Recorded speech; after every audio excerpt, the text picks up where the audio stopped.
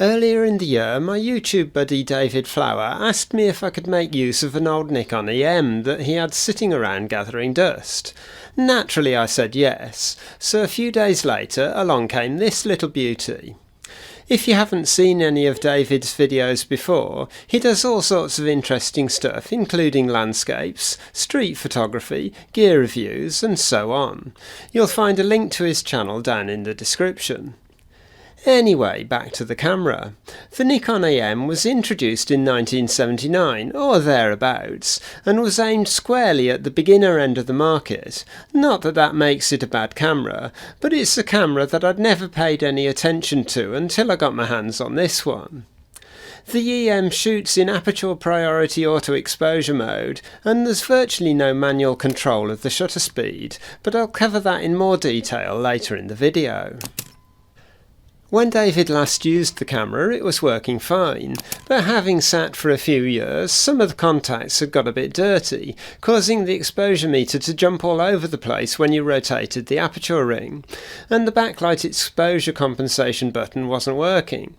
So the first job was to partially dismantle the camera to clean those. Stripping the mount off got me access to the variable resistor that detects the position of the aperture ring, and once cleaned that was back working as it should be. The contact for the exposure compensation button also needed a clean. You can see the dirt from the contact on the cotton bud in this photo. From my photos it also looks like I removed the focusing screen to clean it and probably replaced some of the old perished foam at the same time. Once all that was sorted, I popped in a roll of Ilford FP4 Type 517 Cine Film and headed out to take some shots. I'll show some of those shots later in the video and talk a bit more about the film, which at the time of filming this video appears to be the cheapest 35mm black and white film available. But first a quick look round the camera and its features. On the front right is the self-timer lever. Advance the film. Rotate the self-timer lever anti-clockwise to its end stop, press the shutter release button, and run back to join the family group that you're trying to photograph. The shot will be taken after around 8 seconds or so. On the opposite side is the lens release button. The mount is the standard Nikon F mount, so you have access to a massive array of available Nikon fit lenses, excluding the early pre-AI lenses and some of the newer stuff that doesn't have an aperture ring. Above that is the backlight exposure compensation button. If pressed as you take the photograph, the camera will overexpose by 1.5 stops. Nikon weren't the only manufacturer to adopt a system like this. It's basic, but it actually works surprisingly well. I used it for this shot of an old church, where the meter was exposing more for the sky than the building, which would have resulted in an underexposed image had I not used the compensation button. On the top left is the usual film rewind crank that doubles up as the film door release when you pull it up. This one is slightly damaged, so it's not quite as easy to use as it might be. Around that is the film speed dial. Thankfully this camera predates the annoying DX code set speeds, so you can use whatever weird films you fancy, so long as they're within the range of 25 ISO to 1600 ISO. To adjust the setting, lift up the outer ring and rotate it to the desired speed before letting it drop back down. In the middle is the hot shoe with the 2 extra contacts allowing for automatic flash photography when using a compatible flash gun. At the time this would have been the Speedlight SBE. On the right is the film advancing lever with the shutter button in the middle. The advancing lever has a hinged section allowing it to remain accessible for rapid fire photography, then folding back towards the body for storage. While the lever is in its open position, you can see the film plane index mark at the back of the top cover. To the left is the battery test button with an LED that will illuminate if there's enough power in the battery. To the right of the advancing lever is the shutter mode switch. Auto sets the camera into aperture priority auto mode, where you set your desired aperture and the camera selects the appropriate shutter speed. According to the manual, this will be between 1 second and 1,000th of a second, but if I dim the lights, the shutter remains open for much longer than 1 second. Then rotate the mode switch to M90. This gives you a fully manual 1/90th of a second, regardless of the condition of the battery. And finally B, or bulb, which, as you'd expect, leaves the shutter open until you release the shutter button. Best used with the camera on a tripod and a cable release inserted into the thread in the shutter button. The bulb setting is also fully manual, so you can carry on shooting in many situations even if the battery is dead. There's also one additional trick when there's no battery in the camera. If you set the mode to auto, the camera appears to fire at its maximum speed of 1,000th of a second. This is a little tricky to test because after you've opened the back, the first 2 shots are blank while you advance the exposed film onto the take-up spool. In actual fact, it appears to be automatically firing these 2 shots at 1,000th of a second as well. But if I hold down the counter reset pin and advance through the first 2 frames, then advance and fire frame number 1, I get a reading of 0.00106 on my shutter timer, which is more or less 1,000th of a second.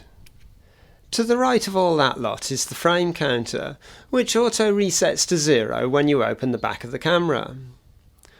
On the back of the camera is the viewfinder eyepiece.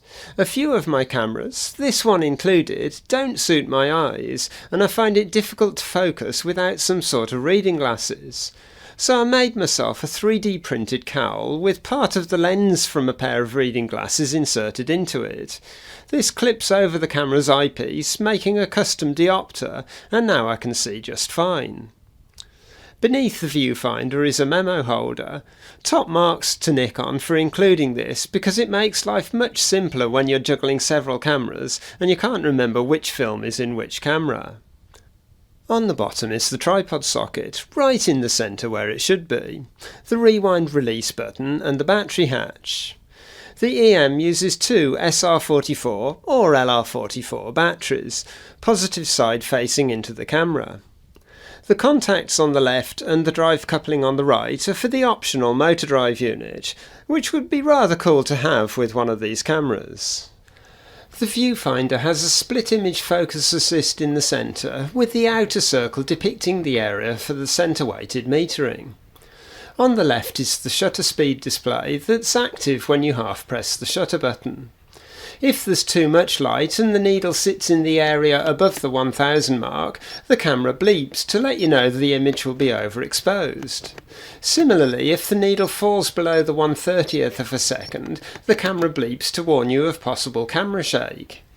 I believe there's also a ready light when using the camera with a dedicated flash, but I haven't tried that out. The shutter is a metal vertical focal plane shutter. From all the cameras that I've played around with, these seem to be a tad more reliable than the old cloth shutters, but they can still go wrong.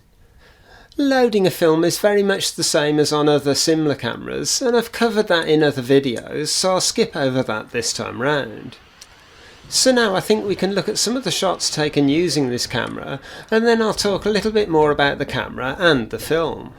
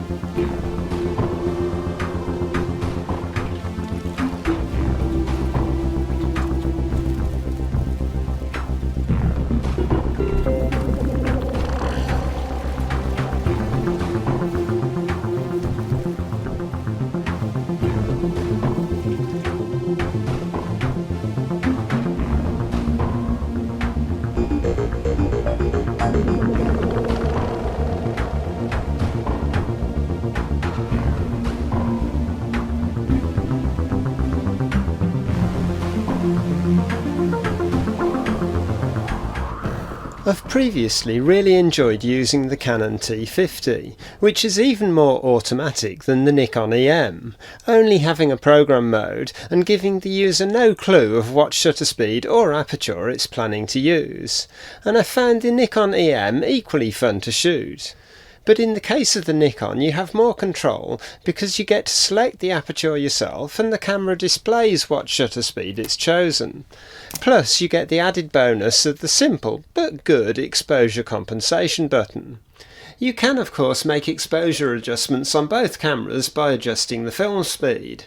Say you're shooting in the snow when the meter will underexpose the shots if no compensation is made.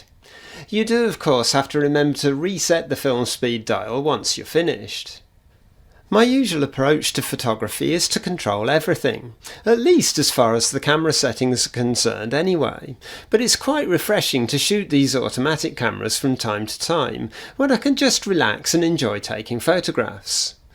The auto exposure on the EM has worked very well, only really struggling on relatively impossible shots where the contrast between the dark shadows and the white highlights in full sun is a bit too much, and even then the camera has had a pretty good go at it.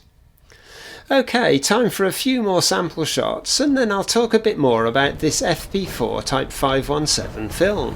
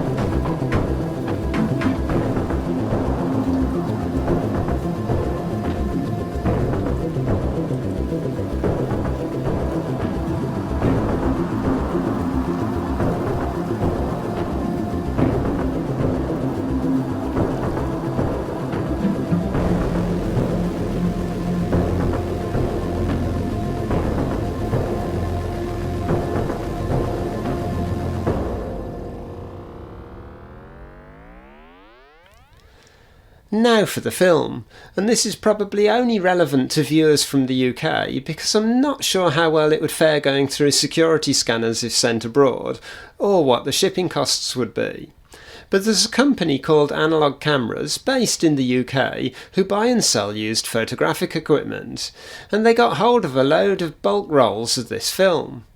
It was already expired, but it had been stored well. They did some tests, worked out the development times, bought a bulk loading machine and a load of film canisters, and started offering the film at £2.99 per roll. As soon as I found out about the stuff, I bought a few rolls to try. I opted to shoot it at 100 ISO because that's my usual comfort zone when it comes to film speeds. I think their original idea was for people to develop this film at home because many labs won't be familiar with this particular emulsion. But I took mine to my usual lab, armed with a printout of the development times, and left him to it. The lab I use is a one-man operation, and he's very good at processing tricky stuff like outdated film and so on. He opted to develop the film in Rodinal, and I absolutely love the results. Obviously, this film is only available while Analogue Cameras have the stock, and since I bought the film, they have been forced to increase the price due to an increase in the cost of the film canisters. At the time of scribbling my notes, it's now £3.49 per roll, but that's still pretty cheap. They are also offering a processing service for this film now because I believe some people were finding that their regular labs couldn't process the stuff. I have no affiliation with Analogue Cameras, I just thought that some viewers might be interested in this bargain film while it's available. I'm definitely planning to use it as my regular black and white film for the time being.